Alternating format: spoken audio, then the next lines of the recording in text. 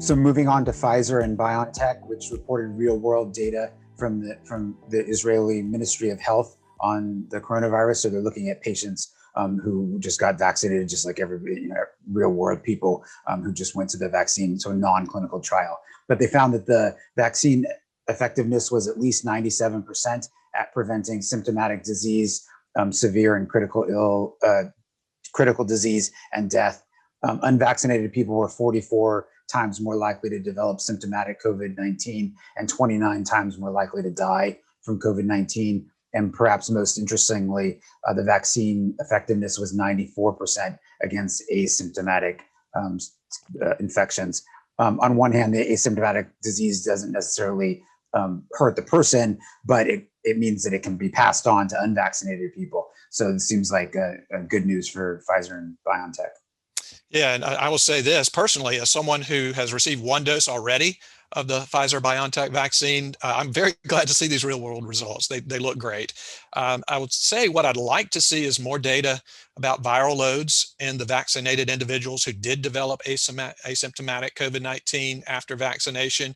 Because if they have really low viral loads, even though they develop asymptomatic COVID, that could mean reduced levels of transmissibility. So I think we could still see some good news on that front.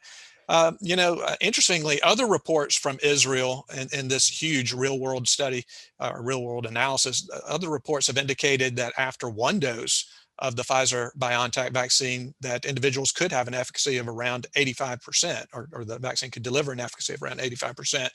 Pfizer didn't mention that in its press release, and I think they intentionally left it out. I don't think they want to promote in any way the idea of just getting one shot of their vaccine. I think they want to have the people to go with the 2 doses because that's what the clinical studies included.